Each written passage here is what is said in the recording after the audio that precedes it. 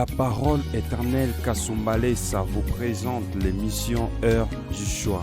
Créons l'homme à notre image et à notre ressemblance afin qu'il domine sur la terre. Donc Dieu a soumis les lois terrestres sous l'autorité de l'homme. Pasteur Richard Wagna. La prière en dehors de la parole, c'est une incantation. Quand vous priez sans connaître la volonté de Dieu, vous êtes en train de faire une incantation comme les sorciers. Dis à mon peuple, je suis celui qui calme les tempêtes. Je ne connais pas quelles sont les tempêtes de ta vie. Peut-être tu as des tempêtes financières, tu as des tempêtes en famille, tu as des choses contraires qui viennent contredire les promesses de Dieu. Les tempêtes étaient là pour empêcher la barque d'avancer. Mais avec Jésus, tu avanceras. Pour cette émission, contactez le 081 01 58 074 ou les 099 87 40 322. Que Dieu vous bénisse. Bénissons au nom de Jésus-Christ de Nazareth. Vous qui avez choisi de venir adorer avec nous ici au temple de la parole. Le Seigneur vous connaît. Le Seigneur connaît les situations par lesquelles vous passez. Le Seigneur n'a pas dit un dernier mot. J'ai envie de dire à quelqu'un, malgré les difficultés, malgré la confusion, Dieu n'a pas dit son dernier mot. Les hommes ont peut-être déclaré des derniers mots sur toi. Il n'y a que Dieu qui a les derniers mots sur ta vie. Un homme a chanté pour dire aucun homme ne doit mettre un point sur l'histoire de ta vie. Que les hommes ajoutent seulement des virgules parce que là où tu es, ce n'est pas la fin. L'histoire continue avec Jésus. Alléluia. Qu'il mette des virgules, il n'y a que Dieu qui mettra les points. Parce que tant que tu vis, ta vie sera une succession de virgules. Et il naquit. Et il termina ses études. Et il épousa. Et il eut des enfants. Et il fut élevé. Et il devint. Et. Alléluia. Ce n'est que le jour de la mort qu'on dira, enfin, il se reposa. Alléluia. Parce que nous les chrétiens, nous ne mourrons pas, nous nous reposons. Amen. Gloire au Seigneur. Nous sommes donc dans la joie de nous retrouver encore ici et de vous saluer, vous aussi, notre église des médias, à travers les réseaux sociaux, à travers la télé, la radio. Que le Seigneur vous bénisse pour votre fidélité. Nous retrouvons notre thème depuis un temps, depuis quelques mois, la sagesse clé pour la vie. Et nous sommes en train de parler de la sagesse du travail.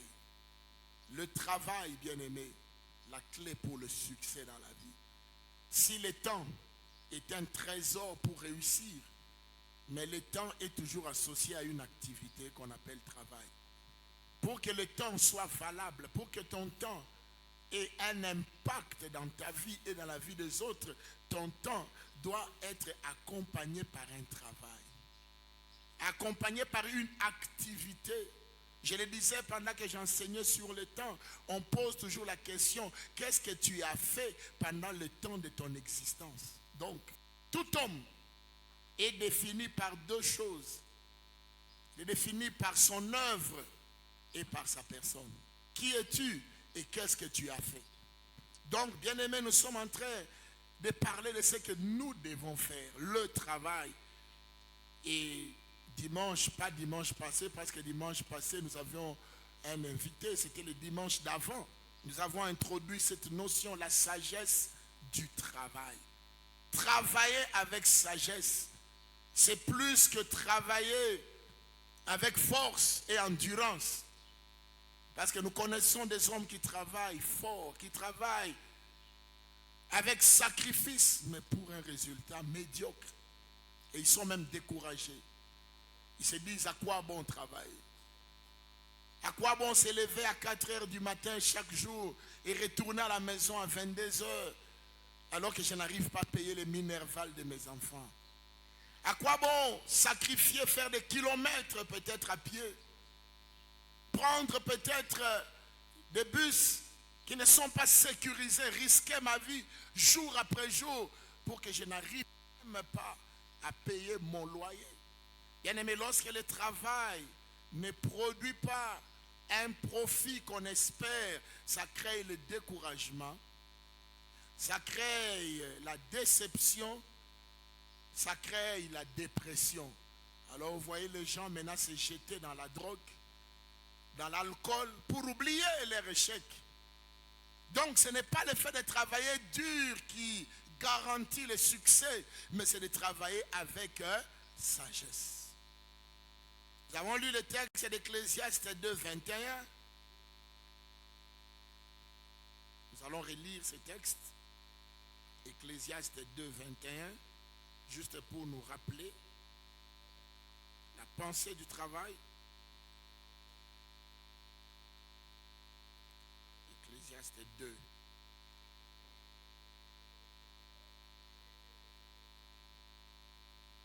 Le verset 21, la Bible nous dit ceci. Car tel homme a travaillé avec sagesse et science et avec succès.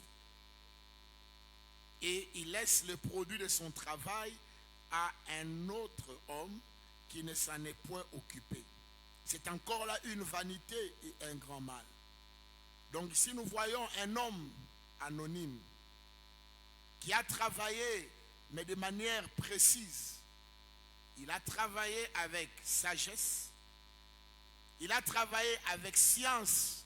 Science qui veut dire connaissance. C'est-à-dire qu'il savait ce qu'il faisait. Il n'était pas un chômeur debout dans ce travail-là. Comme je le disais dimanche passé, l'un des problèmes de notre pays, c'est parce que nous ne mettons pas l'homme qu'il faut à la place qu'il faut. Les gens travaillent sans connaissance, sans science. Il ne connaît pas la matière, mais parce qu'il est membre d'un parti politique, parce qu'il a des amis haut placés, on lui dit mets-toi là, tu vas apprendre. Bien, mais il y a des travaux qu'on n'apprend pas sur le tas. Prenez un exemple, un médecin. Vous prenez quelqu'un qui a fait l'ISC, qui a terminé en gestion financière, et vous lui donnez un bistouri, les scalpels et tous les instruments médicaux, et vous l'amenez devant une table d'opération pour opérer quelqu'un, quel sera le résultat? Frère, là même le Saint-Esprit ne t'apprendra pas à opérer. Parce que le Saint-Esprit n'encourage pas la paresse ni la fraude. Tu vas tuer quelqu'un. Et c'est ce qui se passe dans notre pays. Et même dans la plupart de nos entreprises, nous prenons nos frères qui ne savent même pas faire la comptabilité. Nous les mettons dans notre alimentation. Et quelques temps après, nous avons perdu et nous disons non. Alikou Yamakuta, peut-être qu'il a été honnête, mais il n'a pas travaillé avec science. Il ne connaît pas ce qu'il fait. Pour lui, dès qu'il voit l'argent qui est dans le carton, il croit que vous faites affaire. Non. Il doit connaître les lois de la comptabilité. Entre les prix d'achat, les prix de revient, les bénéfices et tout ça. C'est un calcul. Bien aimé, le commerce n'est pas donné à tout le monde. Malheureusement, au Congo, c'est tout le monde qui ouvre sa petite boîte. Tout le monde. Tout le monde. Et combien réussit? Ce n'est pas étonnant que dans notre pays, le pouvoir économique est entre les mains des Indo-Pakistanais. Combien de grands commerçants congolais vous connaissez encore? Je me rappelle à l'époque du Zaïre, il y en avait. On pouvait parler de Fonti, on pouvait parler de Chabert, on pouvait parler de Lito, on pouvait parler de qui ça, les noms m'échappent. Mbemba, Saolon avec le groupe Sibé qui avait du café, qui avait beaucoup d'entreprises. Mais dites-moi, citez-moi le nom d'un commerçant sérieux congolais aujourd'hui. La plupart ne sont que des sous-traitants. Et la plupart se jettent dans les mines, non pas pour être propriétaires des mines, mais pour travailler en faveur de ces grandes multinationales. Pourquoi? Parce que nous avons cru que tout le monde pouvait faire le commerce. Lorsqu'à une certaine époque, le régime ancien, je parle du régime du maréchal, a détruit la fonction publique. Parce que c'était ça la base. Une nation bien aimée, l'économie d'une nation est soutenue par la fonction publique. Pas par les hommes d'affaires. Les hommes d'affaires ne font que leur profit. Ils ne s'intéresseront jamais au peuple. Jamais, frère. Lorsque ce sont les hommes d'affaires qui dirigent les pays, le peuple doit souffrir. C'est normal. Dans les affaires, il n'y a pas d'état d'âme. Il n'y a que des intérêts. Alors, vers les années 70, je peux dire les années 70, il faut lire l'histoire de votre pays pour comprendre pourquoi économiquement nous ne sommes pas forts. Parce qu'il faut toujours voir les diables. Les dangers de l'église d'aujourd'hui, nous jetons tout sur Satan. Oui, Satan a sa part, mais l'homme aussi a sa part dans l'échec. Vers les années 77, avec la zaïrianisation et toutes ces affaires, Mobutu a détruit. D'abord, premièrement, il a détruit la fonction publique. D'abord parce qu'il avait cette phobie des coups d'État. Peut-être que vous ne vous rappelez pas, peut-être Papa David peut se rappeler. Il y a eu des mises en retraite en désordre vers les années 77. Pourquoi? Parce qu'on craignait un certain coup d'État. Et on a remplacé dans l'administration. Vous savez, l'administration, on ne change pas n'importe comment. Les secrétaires généraux des ministères, ce sont des gens qui doivent rester et on ne les change pas comme on veut. On peut changer de ministre, qui peut changer son cabinet, mais il y a des administratifs qu'on appelle le cœur d'une administration. Vous allez aujourd'hui en Belgique, vous trouverez que les maires de la ville de Bruxelles a peut-être déjà 50 ans dans ce travail-là. C'est des gens qu'on ne change pas comme on veut. Changer les ministres, ce sont des postes politiques. Mais ne changez pas la base, l'administration. Donc nous avons eu un problème dans notre pays. Alors tout le monde, lorsque on ne payait plus bien les professeurs d'université, on ne payait plus bien les fonctionnaires, parce que les fonctionnaires avaient revendiqué la démocratie et tout ça, Mobutu croyait étouffer la démocratie, mais il a maintenant détruit les pouvoirs économiques du peuple. Alors tout le monde a faire les affaires. Vous allez voir, à une certaine époque, il y a eu l'histoire des mamans commerçantes. Hein? Si vous lisez votre pays, l'histoire de votre pays, les mamans commerçantes. Quelles étaient les mamans commerçantes? C'était les femmes de ces anciens directeurs. Les peu d'argent qu'ils avaient, ils ont mis dans le commerce, sans avoir été préparés à cela. Elles vendaient les pagnes, elles faisaient ceci. Vous connaissez. Quel est le résultat aujourd'hui? Économiquement parlant, nous sommes par terre. Je vous ai dit l'autre fois qu'à l'époque, le Congo exportait la viande des bœufs.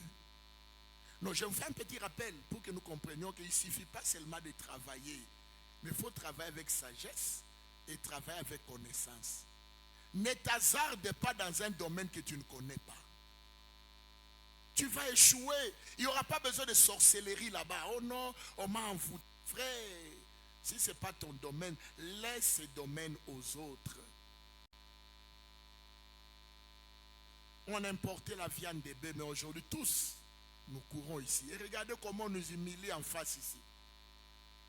Juste pour mettre les cachets sur les petits jetons, on vous met une file. Et moi, je les écoute parce que j'ai passé beaucoup d'années en Zambie. J'écoute les Nyanja et l'anglais. Vous écoutez comment ils se moquent de nous. Il dit, regardez vraiment nos esclaves. Un jour, il y a eu une femme de l'immigration qui a dit ça. Je lui ai répondu en anglais, c'est nous qui vous enrichissons.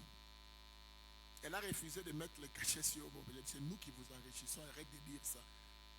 Si nous, on ne vient pas acheter ici, vous n'allez pas vendre. Nous, on a plus d'argent que vous. On a fait même une discussion avec... Donc, j'ai dit, non, qu'est-ce que tu vas me faire? Je suis dans mes droits. Amen. Mais cela montre tout simplement l'échec d'un travail dur. Je l'ai dit l'autre fois, les Congolais travaillent dur. Les Congolais ne sont pas des paresseux. Mais les Congolais travaillent mal.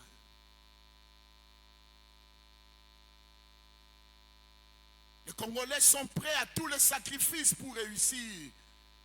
Et les Congolais ne savent pas comment choisir le domaine de leur réussite. Tellement qu'on est pauvre, tout ce qu'on nous propose, nous devons le faire. Non, bien-aimé, le secret du succès de cet homme, de Ecclésiaste 2, 21, c'est seulement parce qu'il a travaillé avec sagesse et connaissance.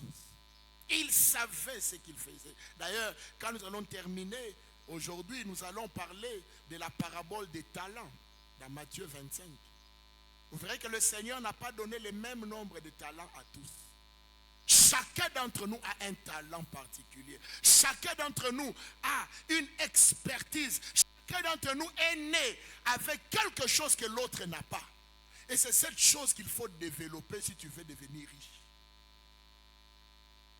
Tout travail que nous faisons en dehors de nos habiletés, frères, c'est une richesse mensongère. On va être riche pendant un temps, on va acheter des voitures, mais lorsqu'on quitte l'emploi, on quitte l'entreprise, lorsqu'on n'est plus directeur, on commence à tout vendre. Pourquoi? Parce que ce n'était pas le domaine de notre talent.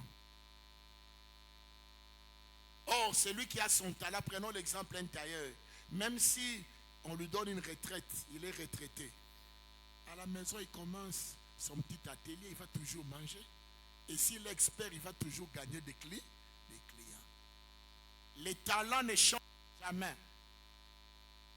Les aptitudes demeurent. Et nous devons baser notre travail surtout par rapport aux talents et aux aptitudes que nous avons. Il y en a qui s'improvisent dans la politique mais ne savent pas parler. Être un bon politicien, il faut être un bon parleur. Regarde pendant que tu grandissais, est-ce que tu avais la capacité de convaincre tes condisciples à l'école? Mais aujourd'hui, tu t'improvises aux autorités morales. Non. La politique, c'est la parole. Il faut convaincre parce que le cœur de l'homme est difficile à convaincre. Ils peuvent te suivre par hypocrisie. Voilà pourquoi dans notre pays, les politiciens changent facilement de camp. Parce qu'il n'y a pas de leader charismatique. Ils sont là pour un intérêt. Dès que l'intérêt n'est plus, ils vont ailleurs.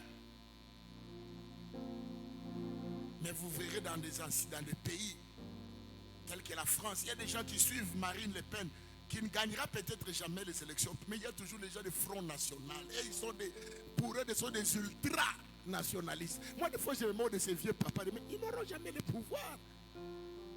La France a été basée sur la fraternité des peuples. Et ils sont contre les noirs, contre les multiraces. Mais ils sont toujours, chaque année, ils mettent leur candidature. Pourquoi? Ça, ils ont des idéologies.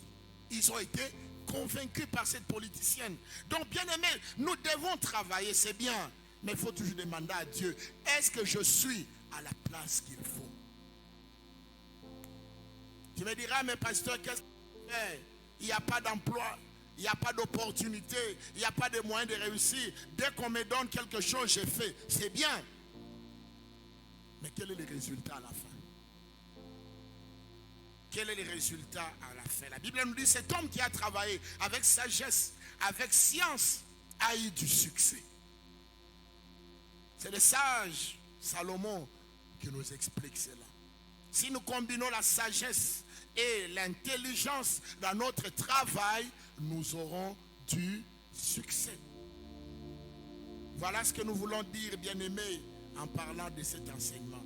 Nous voulons que les gens travaillent, mais que les gens cherchent le travail qui produit. Un travail selon leurs compétences. Vous n'êtes pas chauffeur, ne vous improvisez pas chauffeur d'un engin. Ou on vous donne une formation rapide par votre frère pour que vous ne perdiez pas l'emploi. Ce n'est pas étonnant qu'il y ait beaucoup d'accidents dans nos entreprises. Parce qu'il y a des choses qu'on apprend avec l'expérience. Il y a des choses qu'on apprend avec l'expérience, surtout avec les engins. Tu vas commettre une erreur. Donc, que Dieu nous aide, bien-aimés, chacun d'entre nous à faire un examen de conscience. Oui, je travaille, je fais les affaires, je voyage, je vais en Tanzanie, j'achète par-ci, je vends par-là. Mais est-ce que j'évolue ou je n'évolue pas? Tu as négligé ton talent de coiffeur. Ton talent de coiffeur, là, peut te rendre riche. Les grands noms que nous connaissons aujourd'hui, c'est par rapport au talent. La plupart des vrais riches sont des par rapport à leur talent et aptitude d'abord naturelle. Vous parlez de Ford. Ford, c'était un concepteur de moteurs. Ford, Harrison Ford. Il n'est pas tombé comme un cheveu dans la soupe dans le domaine des véhicules parce qu'il a gagné l'argent. Il a commencé à fabriquer des moteurs. Il était pauvre. Mais grâce à son talent, tout le monde achète des voitures Ford aujourd'hui. Il est mort il y a des années. Les talents ne meurent pas devant l'épreuve du temps. On parle des grands couturiers. Tout le monde, surtout nous Congolais, nous aimons les griffes. Mais ce sont des hommes. Ce sont des simples, je préfère les appeler des tailleurs comme toi. Ce sont des tailleurs excellés dans le naturel de reconfectionner les habits. Tout le monde aime des chaussures. Mokoto, Mokoto c'est quoi? C'est un cordonnier. Weston c'est un cordonnier.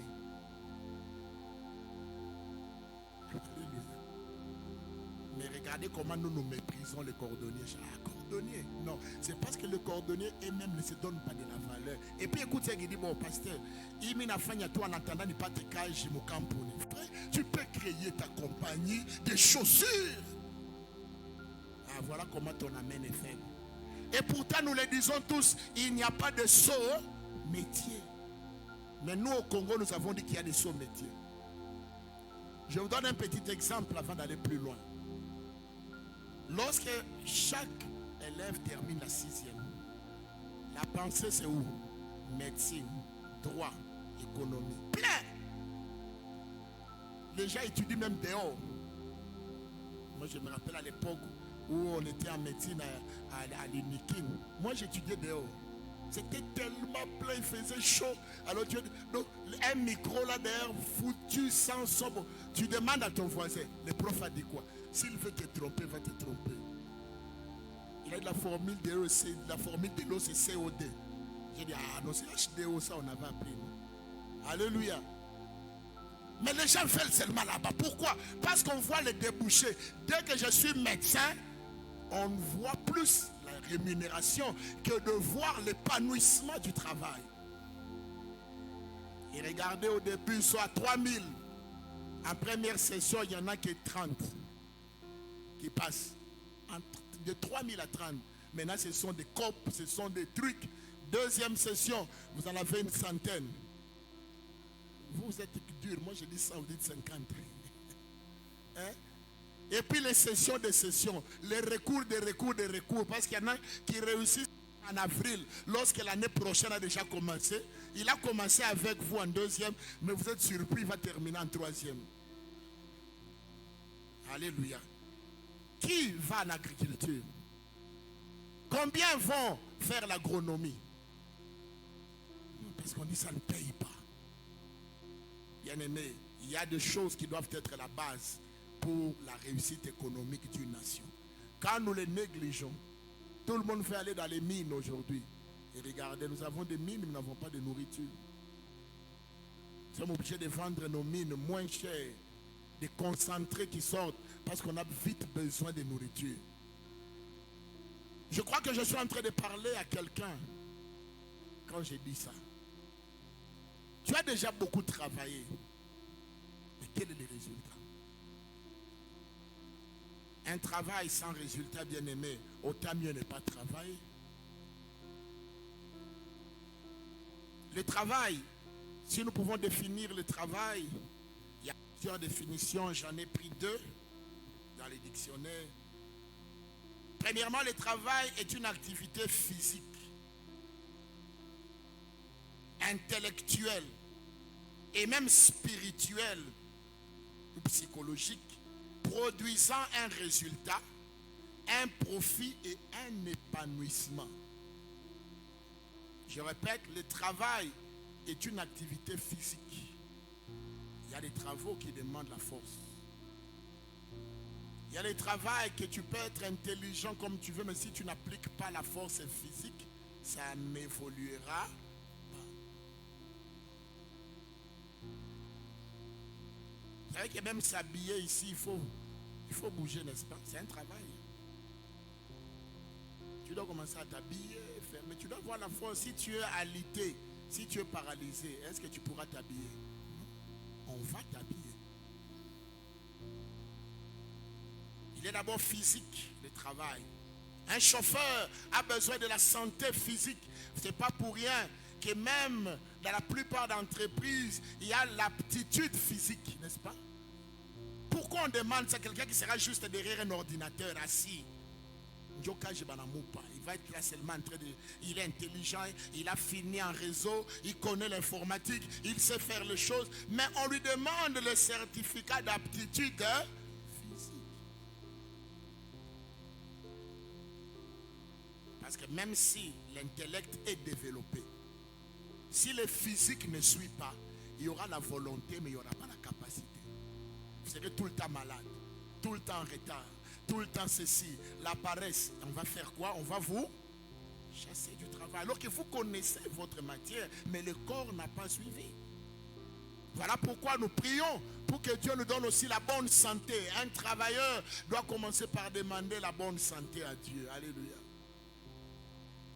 Être intelligent, c'est bon, mais il faut avoir cette santé-là qui ne vient que de Dieu. C'est un travail intellectuel, comme je dis. Les poètes, les écrivains, tous ces gens qui conçoivent des logiciels, tous ces gens qui créent de nouvelles choses, les artistes, c'est un travail de l'esprit, c'est un travail intellectuel. On doit avoir aussi un bon cerveau quand on travaille. Tout ça, je tire ça de ce que j'avais donné d'Ecclésiaste 2, 21. Travailler avec sagesse et science. Le travail est spirituel aussi. Prêcher, évangéliser, prier est un travail, frères et sœurs. Ne pensez pas que les pasteurs mangent l'argent pour rien. Non, frère, je vais vous dire une chose. Le jour où vous irez faire la théologie, vous verrez, la théologie n'est pas une science facile. Ça paraît facile. Non, c'est la Bible. Mais frère, quand il faut connaître les choses qui sont liées à l'éternité,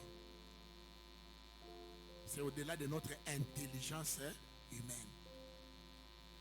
Quand il faut penser comment garder une église en vie, il n'y a pas que la prédication. Les pasteurs ne vivent pas que pour la prédication. Il faut réfléchir, il faut se retenir. Il y a des fois pendant que nous parlons, il y a des phrases qui viennent. Mais tu dis, si j'ai dit cette phrase, dans ce contexte ici, j'ai détruit une partie de l'église. Il faut travailler. Il ne faut pas dire non, non, tout ce qui vient, tout ce que l'esprit nous doit donner. Non, des fois sur la chair, il y a aussi nos pensées qui entrent. Peut-être vous avez reçu quelqu'un au bureau. Vous avez fait une cure d'âme avec la personne, elle vous a parlé de sa vie. Et vous êtes en train de prêcher. Vous sentez, vous voulez donner un exemple, mais qui ressemble à la vie de cette personne. Un bon prédicateur doit faire un effort pour atténuer. De peur que la personne se sente frustrée. Comment beaucoup de pasteurs découragent les gens? C'est quand ils disent des choses sans se rendre compte de leurs conséquences. La chair ici, elle n'est pas facile, elle est dangereuse, frères et sœurs. Si l'apôtre a dit qu'il n'y a pas beaucoup qui enseignent, il sait pourquoi. Donc c'est un travail spirituel qui demande la communion avec Dieu, qui demande une certaine discipline. Il n'y a pas de travail facile. Non. Et si vous voulez la facilité, je vous assure, vous resterez toujours derrière les autres. Dieu n'a jamais prôné un travail facile. Le travail demande toujours la force. C'est pourquoi j'ai commencé par physique d'abord. Quand on prépare son examen, des fois on a sommeil, mais on se bat pour ne pas dormir. Pourquoi? Parce que je dois maîtriser mon cours. Tu as sommeil, mais tu dis non, je ne peux pas dormir tant que je n'ai pas fini ce deuxième chapitre. Et le résultat sera le succès. Alléluia. Je disais que ce travail-là produit un résultat, un profit et un épanouissement.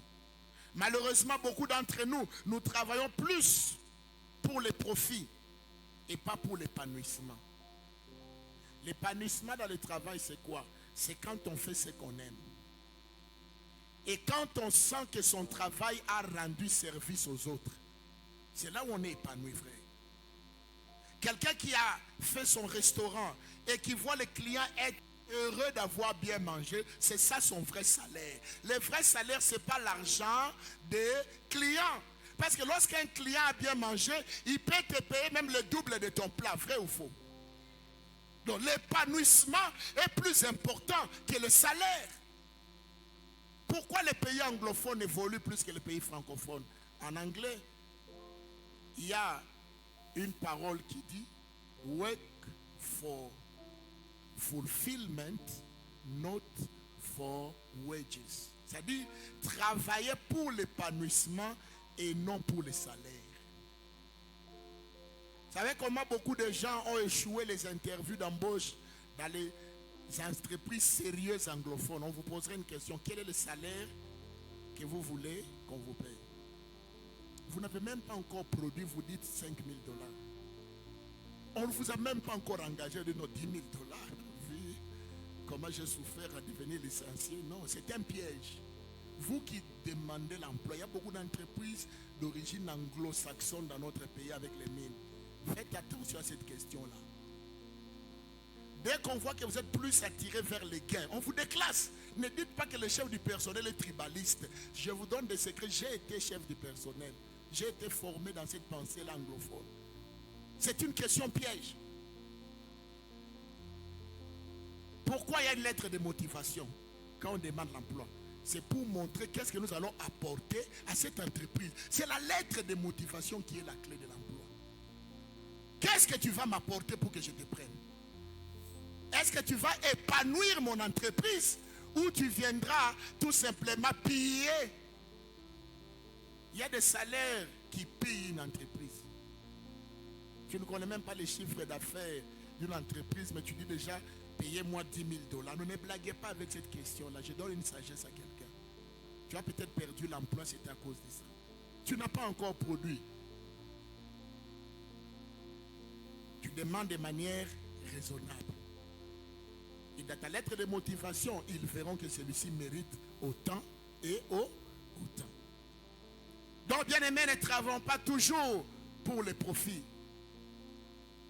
Un jour, je lisais un livre sur l'entrepreneuriat, sur le business. C'est un livre d'origine anglaise. Ils disent, le vrai business, c'est l'homme lui-même. Le vrai business, c'est toi-même. Si tu n'arrives pas à te vendre toi-même, tu ne vendras pas tes produits. Ça, c'est le monde anglophone. Si toi-même, tu ne convaincs pas le cœur de tes clients, ils n'achèteront pas tes biens. C'est pourquoi le succès, ce n'est pas seulement d'avoir acheté à Dubaï. Ce n'est pas seulement d'acheter à Hong Kong. Tu peux acheter à Kolwezi et faire le succès à Kasumbalès. Tout dépend de la manière dont tu présentes ton produit. Tout dépend de la sagesse avec laquelle tu présentes ton business.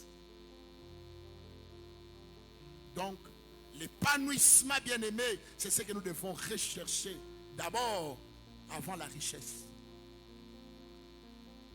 Salomon lui-même dit, à quoi sert l'argent entre les mains d'un insensé? Nous aussi, il dit déjà ça, donc l'argent ne répond pas à tout. On peut te payer 10 000 $ par mois.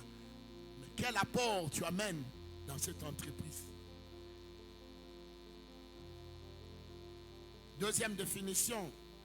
Le travail est un labeur, une application à une tâche, un effort soutenu pour faire quelque chose. Ici, il y a la notion de l'effort. J'ajoute effort soutenu. Le travail n'est pas pour les paresseux. Le travail n'est pas pour ceux qui sont superficiels. J'ai fait ce qu'on m'a demandé, ça s'arrête là, bon, le reste ne me regarde pas. Je vais donner un exemple simple. Nous avons parmi nous, par exemple, dans notre église, nous avons le département de communication chrétienne. Ils suivent les prédications, ils prennent des photos, ils prennent des images. Ils doivent les publier. Ils ne doivent pas publier ce qu'ils ont reçu. Ils doivent travailler ces images. Ils doivent travailler même le français de nos publications. Est-ce qu'il vous arrive d'entrer dans notre page Facebook pour lire? Non, vous n'y allez même pas. Certains y vont. Je ne vais pas dire ce que vous trouvez là-bas. Mais ça veut dire que tout travail doit demander des efforts. Il faut améliorer ce qu'on fait. Même à la chorale, un choriste qui ne fait plus de solfège, un choriste qui ne soigne plus sa voix, qui ne fait plus do. finiras par mal chanter. Même s'il était né avec une belle voix, c'est un travail. La répétition est un travail. Des fois, on refait les mêmes gestes. On refait les mêmes gestes. C'est pour acquérir ce qu'on appelle l'expérience et la maîtrise. C'est ça la sagesse du travail. Quelqu'un qui a travaillé dans un même domaine pendant longtemps finit par devenir un maître dans ce domaine-là. Et Dieu, bien-aimé, Dieu n'a pas envoyé sur la terre des généralistes. Dieu a envoyé des spécialistes. Si nous étions des généralistes, tous doivent être des maçons. Ou tous nous allons être des pasteurs. Mais Dieu a fait que chacun ait un talent spécial, un talent particulier, une grâce particulière. Mais malheureusement, nous imitons les talents qui payent bien. Est-ce que vous m'avez suivi? Nous imitons les talents qui payent bien.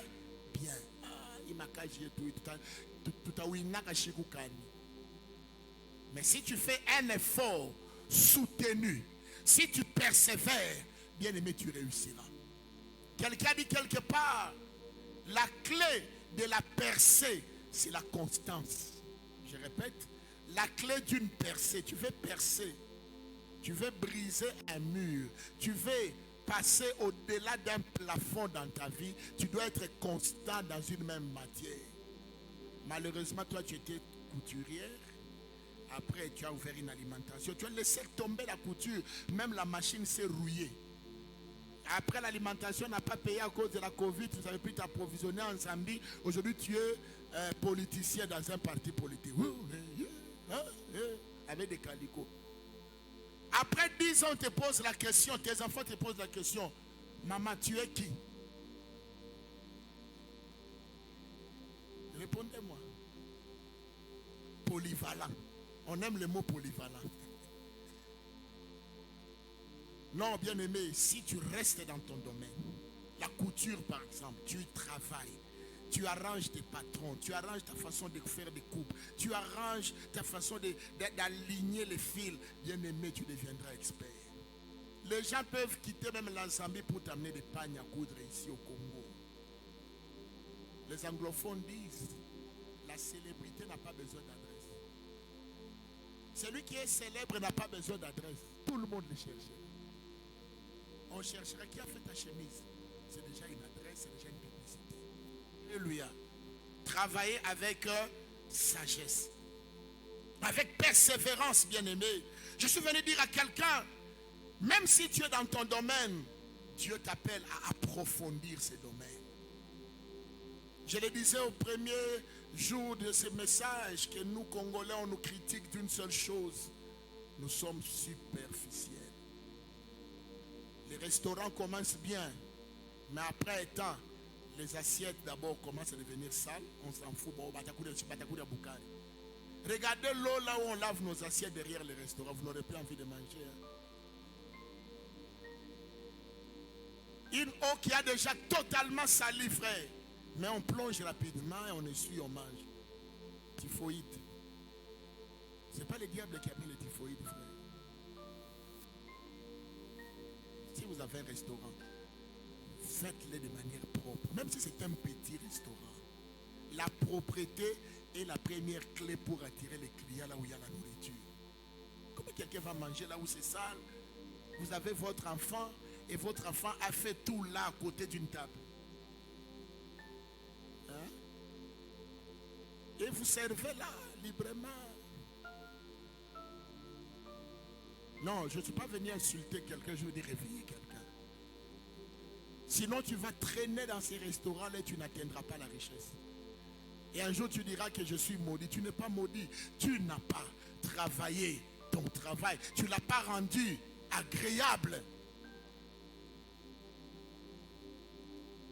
Bien-aimés, nous devons comprendre que Dieu nous donne la responsabilité de continuer l'œuvre qu'il nous a donnée. Nous avons Genèse 2, le verset 15. Nous allons voir une autre notion.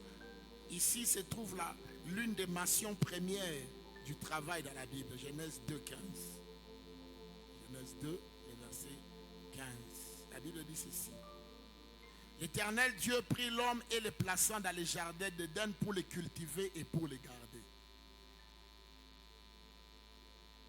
Dieu qui avait planté le jardin, pourquoi il n'a pas planté tous les jardins? Vous verrez si vous lisez les versets qui viennent avant, on dit l'Éternel planta un jardin à l'Orient. Dieu avait planté l'Orient. Il restait le nord, l'Occident et le sud que l'homme doit. Dieu, déjà ici, voulait dire à l'homme, pour le succès, il y a la conjugaison de deux efforts. La part de Dieu et la part de l'homme. Je me suis toujours posé la question, ici l'homme n'avait même pas encore péché.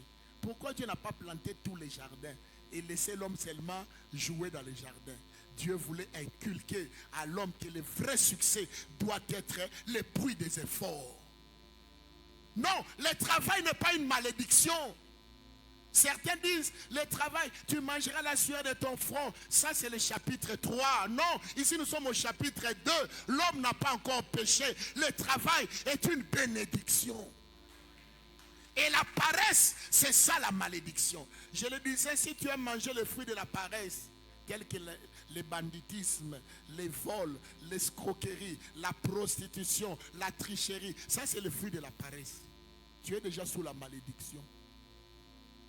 Dieu aime quelqu'un qui mérite son salaire. Quelqu'un qui se dit en tout cas ici, j'ai travaillé. Et d'ailleurs même vous-même, vous savez, lorsqu'on proclame les gens à la fin d'un cycle de licence par exemple, regardez le visage de ceux qui ont réellement mérité leur diplôme.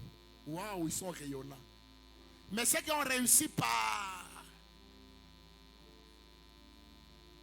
circuit, vous le voyez, il rigole comme quelqu'un qui est tombé sur un vélo. J'avais quelqu'un qui tombe sur un vélo, ça fait honte. Félicitations. Et puis vous le verrez plus aller dans les fêtes de ceux qui ont réellement réussi. Ils n'organisent pas leur propre fête. Parce qu'ils sentent qu'ils ne méritent pas. Ce n'est pas qu'ils n'ont pas l'argent, ils ont fait sciemment. Vous savez, on ne peut pas tromper sa conscience. Vous pouvez tromper le professeur, vous pouvez tromper un diplôme, mais vous ne tromperez jamais votre conscience. Vous savez que ce que vous avez, vous l'avez mérité ou vous l'avez volé. Vous le savez. Et même la joie ne sort pas. Vous forcez, on appelle ça des sourires jaunes. Sourire jaune. Dès que vous passez, il se retire rapidement. C'est de l'hypocrisie, bien-aimé. L'heure est venue, bien-aimé, si nous sommes chrétiens, nous devons mériter ce que nous avons. Et ça fait du bien quand vous êtes épanoui. Quand même les profs eux-mêmes vous félicitent. Vous savez, il y a des étudiants que les profs eux-mêmes félicitent. Les profs savent, c'est eux qui prennent l'argent des circuits, non, ils savent ça, oui, tout le petit château. Mais il y a d'autres qui disent, oui, et vous verrez les profs encadrer ces gens-là même plus loin. Mais lorsqu'il y aura besoin de recommandations, il ne faut pas recommander ceux qui avaient acheté leur syllabus. Ils vont recommander les plus intelligents. Peut-être qu'ils n'avaient pas beaucoup d'argent. Leurs parents étaient peut-être pauvres, mais l'enfant a travaillé. Et il a mérité. Et vous le voyez même au sommet de l'État. Quelqu'un qui a mérité lorsqu'il est ministre, vous sentez son ministère bouge. Mais celui qui a été parachuté, il est toujours dans le colibé, insulter les autres. Il est dans autre chose. Dans des voyages exagérés. Alléluia. Donc, bien aimé, nous devons comprendre que Dieu déjà, au début, il avait inculqué dans l'homme la notion du travail. Et dans cette notion, il y a deux éléments que j'aimerais que tu retiennes. Cultiver et garder. Cultiver veut dire quoi? Cultiver ici, c'est vrai, dans le sens du contexte premier. Comme c'était un jardin, cultiver c'est labourer, retourner la terre et continuer l'œuvre de la création. Mais il y a aussi un autre sens de cultiver. Cultiver veut dire rendre meilleur. Cultiver veut dire développer. Cultiver veut dire améliorer. Depuis que tu avais terminé infirmière A1, tu as eu ton graduat en tant qu'infirmière à l'UNELO. Tu ne lis plus. sur les livres d'infirmiers. Les choses évoluent.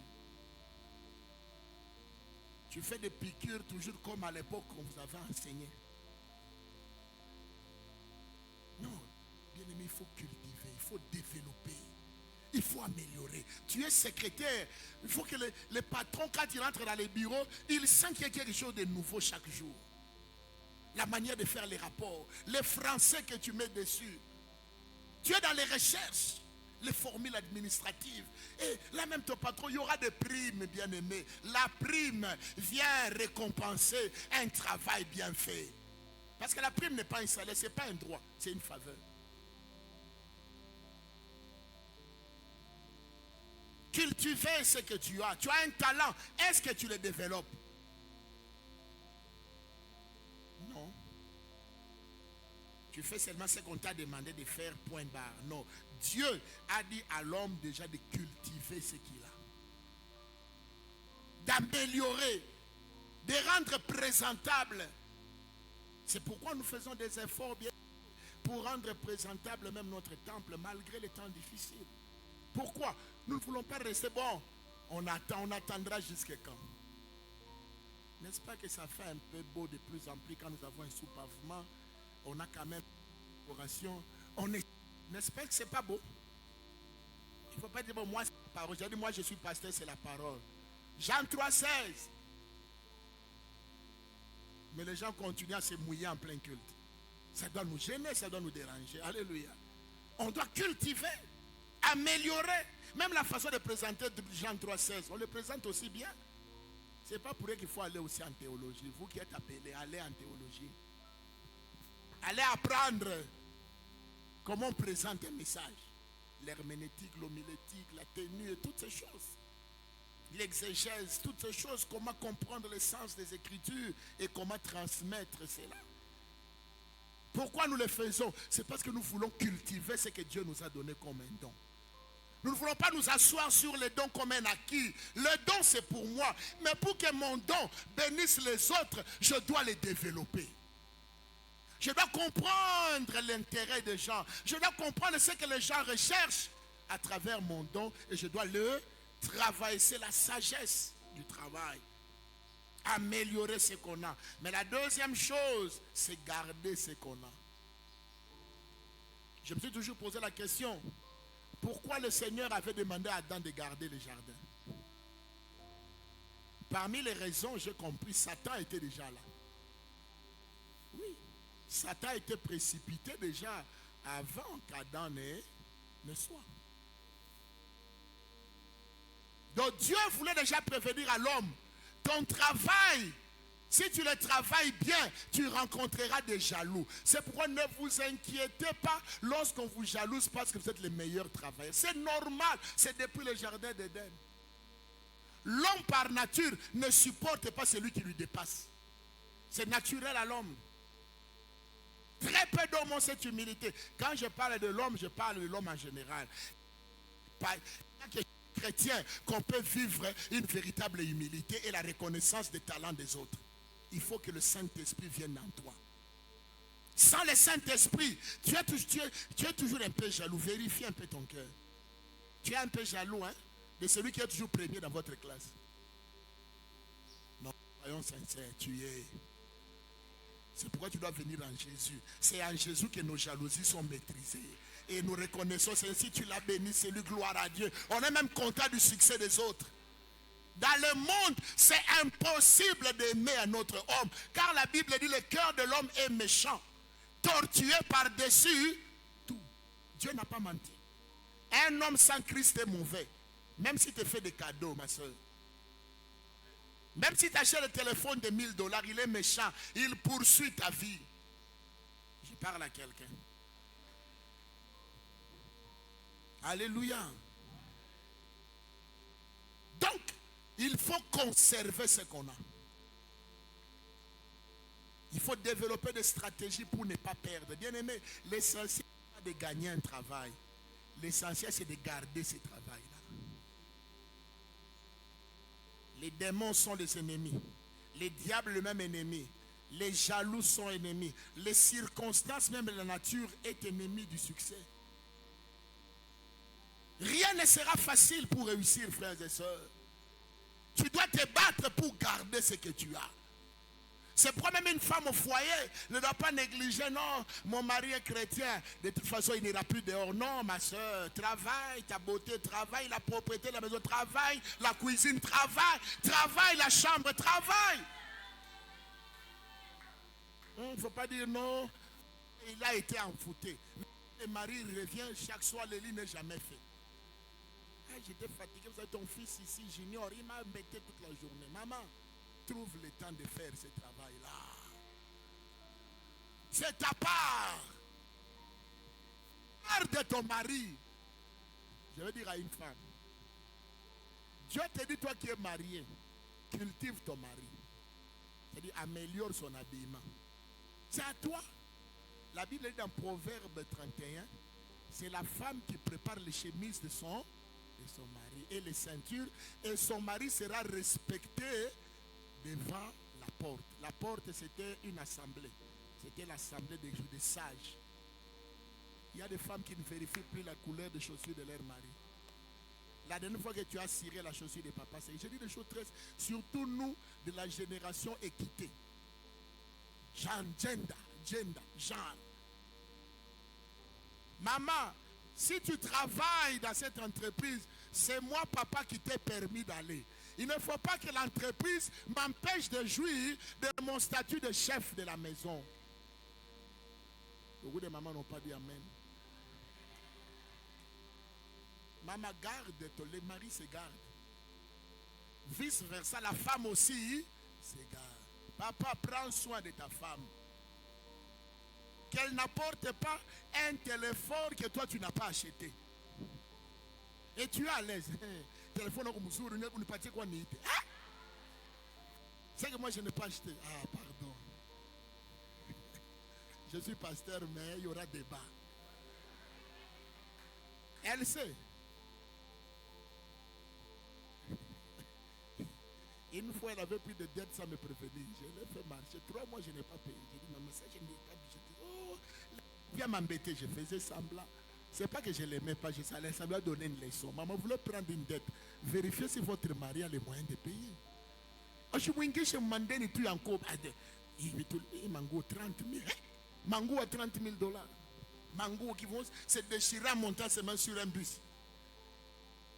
Alléluia. Donc l'homme aussi doit garder sa femme, habille-la, transforme-la. Si elle n'a pas beaucoup étudié, envoie-la le cours du soir. Ne le rappelle pas toujours que toi tu n'as même pas étudié. Mais c'est à toi maintenant de cultiver cette femme. C'est à toi maintenant de la garder. Et fais d'elle une intellectuelle.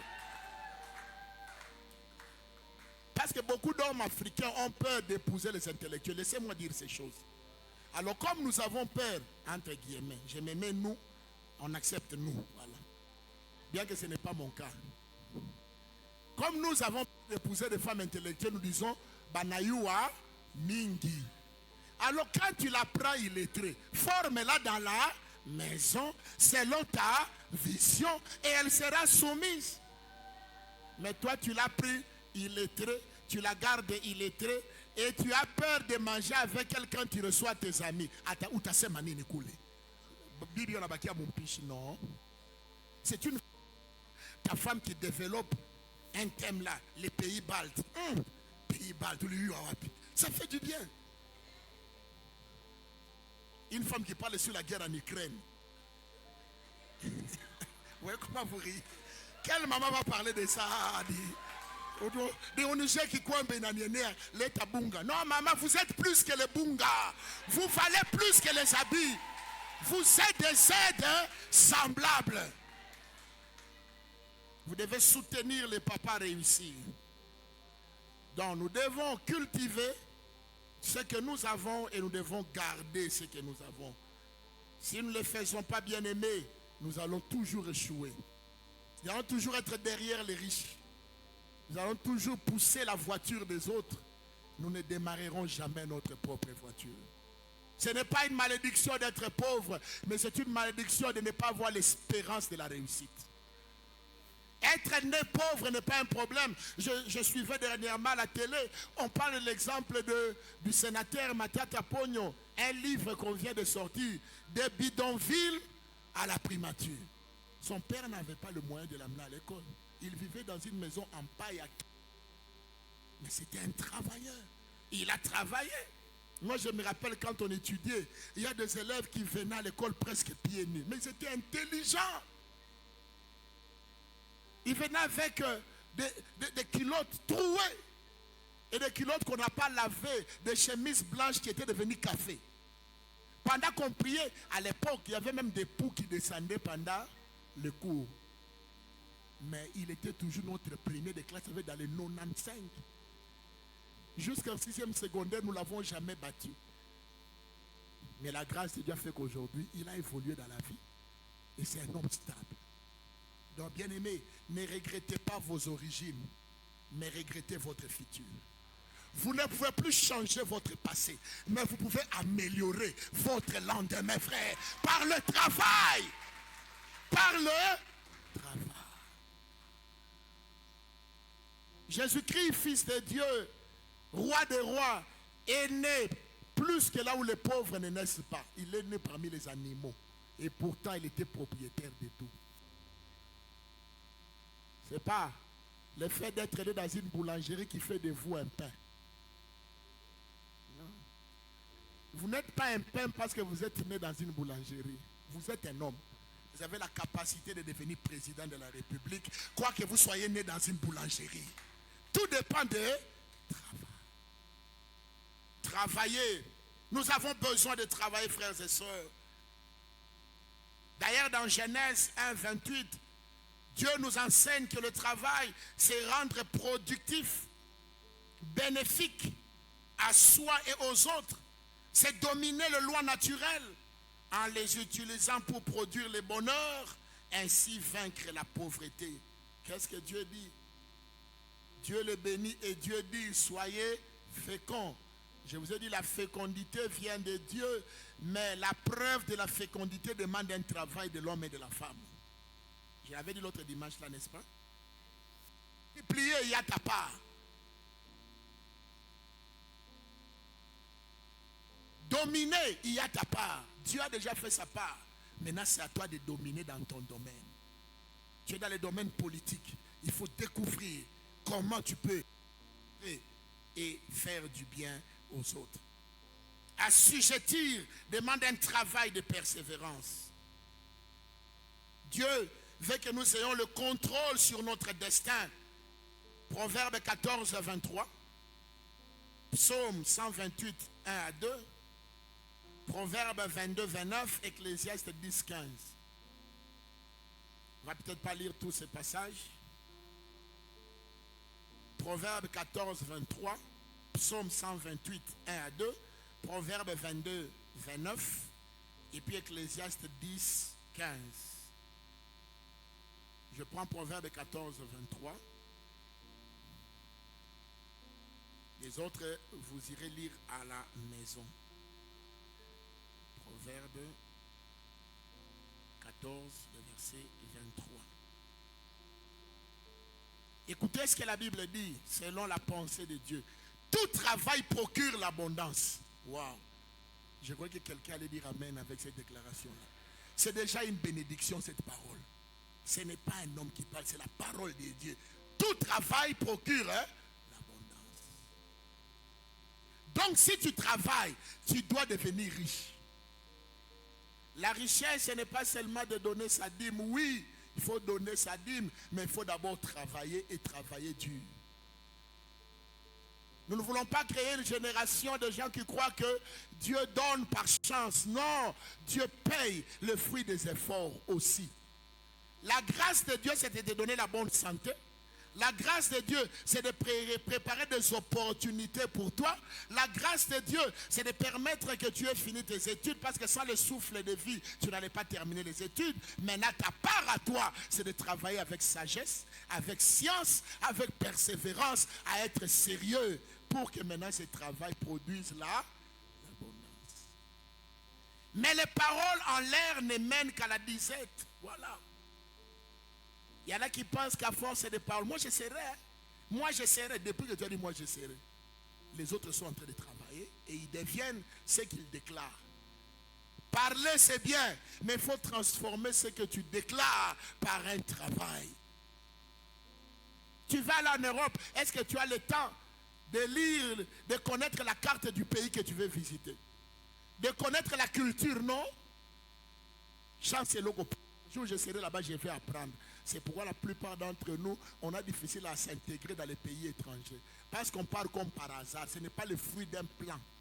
Ce n'est pas le fruit d'une planification. On va en Afrique du Sud parce que tout le monde va en Afrique du Sud. Et on arrive là-bas, il y a la xénophobie. On commence à chasser les travailleurs étrangers.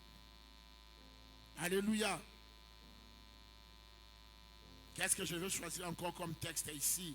Donc Dieu veut que notre travail produise. Ecclésiaste 10, 15. Je prends encore celui-là. Et nous allons clôturer avec les talents. Ecclésiaste 10, 15. Ecclésiaste 10, 15. Quelqu'un qui a trouvé peut nous lire rapidement. Ecclésiaste 10, 15.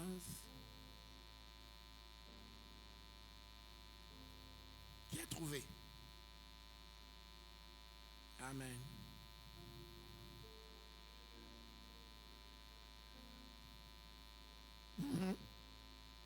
La fortune est pour les riches une ville forte.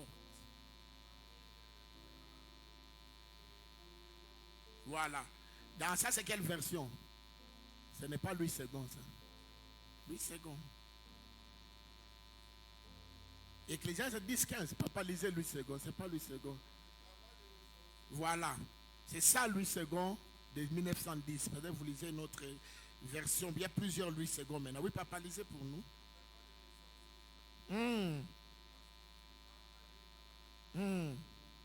Le travail de l'insensé les fatigue. Je l'ai dit tout à l'heure.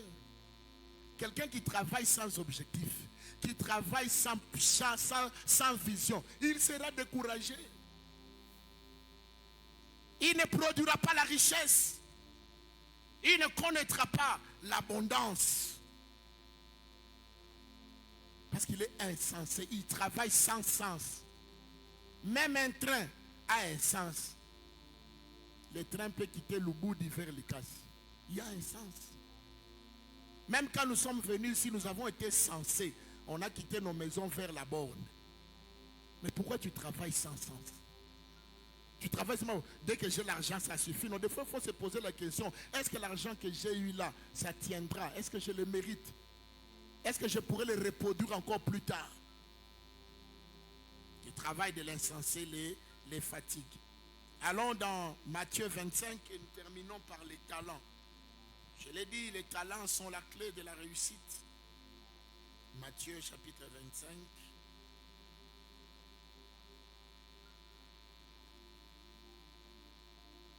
Je crois qu'on a déjà expliqué ça, nous ne va pas prendre beaucoup de temps là-dessus.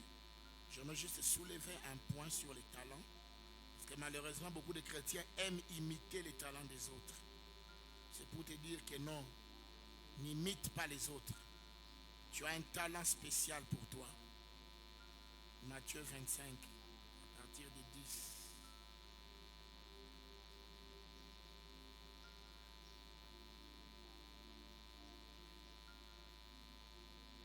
À partir de 14, pardon. Il en sera de même comme un homme, Matthieu 25 à partir de 14, il en sera de même comme un homme qui partant pour un voyage appela ses serviteurs et leur remit ses biens. Il donna 5 talents à l'un, 2 à l'autre et 1 au troisième. À chacun selon sa capacité, retenez cette phrase, à chacun selon sa capacité. Dieu ne te donnera jamais quelque chose qui ne t'aidera pas. Ce que Dieu t'a donné là à la naissance, couturière, infirmière, je parle bien des talents, la façon de parler, ce que Dieu t'a donné là au début là, Dieu sait que tu sauras les gérer. Et Dieu sait que c'est là où se trouve ton bonheur. Malheureusement, nous aujourd'hui, même nous parents, nous décourageons nos enfants. Il y a des enfants qui ont des talents de jouer au foot. Mais nous parents aujourd'hui, non, Qui vous dit football? Je connais des chrétiens nés de nouveau qui jouent au foot. Je n'oublierai jamais la Coupe du Monde de 2002. L'équipe du Brésil qui avait gagné la majorité de... Si vous suivez les documentaires, vous voyez qu'ils priaient à côté des autres qui faisaient leur fétiche et ils jeûnaient, ils priaient. Les Kaka, il y a un joueur qu'on appelait Kaka à l'époque, qui était un meilleur à l'époque. Leur gardien Julio César, c'était des vrais chrétiens nés de nouveau évangéliques. Qui vous dit que le foot c'est pour les païens? Qui vous dit que Dieu ne peut pas élever quelqu'un dans les basketball? Qui vous a dit ça? Nous avons bien dit que le travail est aussi une activité physique. Alléluia. Donc n'imposez pas, comme vous papa vous êtes médecin, il faut que tous vos enfants soient des médecins. Laissez chaque enfant découvrir son chemin. Respectons les talents de chaque enfant. Ça c'est la force des Occidentaux. Dès qu'il découvre que son enfant est talent comme ça, il oriente. Mais nous, il faut terminer. Il faut avoir la licence.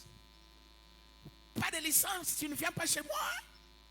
Est-ce que tout le monde est appelé à être licencié? Non. Non, je vous assure. Il y en a qui gagneront en tant que maçon. Il sera le meilleur maçon qui construit. Vous savez que même le palais présidentiel, c'est un maçon qui a construit. L'ingénieur n'a fait que donner les plans, l'architecte n'a fait que dessiner. Mais c'est les maçons. Si les maçons Siama avaient mal mis la forme, la maison là va s'écrouler malgré les millions de dollars. Hein? Rappelez-vous de ça, ne négligez pas vos maçons. Traitez-les bien. Ils peuvent vous mettre une pierre qu'il ne faut pas. Et 10 ans après, il y a fissure. Est-ce que je parle à quelqu'un? Donc chacun selon sa capacité et il partit. Aussitôt celui qui avait reçu les 5 talents s'en alla, les fit valoir. Il les fit valoir. Genèse 2,15 nous dit cultiver, faire valoir. C'est la sagesse du travail. Donner de la valeur à ton travail. Il les fit valoir et il gagna 5 autres talents. Ouais, c'est lui qui fait valoir son travail, gagne toujours. Son travail produit toujours l'abondance. Comme la Bible a dit tout à l'heure. De même, celui qui avait reçu les 2 talents en gagna 2 autres. Celui qui n'en avait reçu qu'un alla faire un creux dans la terre et cacha l'argent de son maître.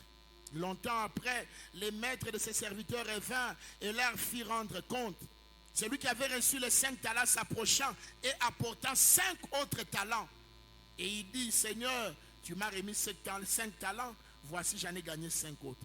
Son maître lui dit, c'est bien, bon et fidèle serviteur. On appelle bon et fidèle serviteur, c'est lui qui fait valoir les talents que Dieu lui a donnés. C'est lui qui améliore la capacité, l'aptitude, la connaissance que Dieu lui a donnée. Dieu l'appelle bon et fidèle. Donc la fidélité, ce n'est pas seulement de remettre les nombres qu'on vous a donnés. La fidélité, c'est de donner avec profit. C'est ce que je découvre dans ce texte.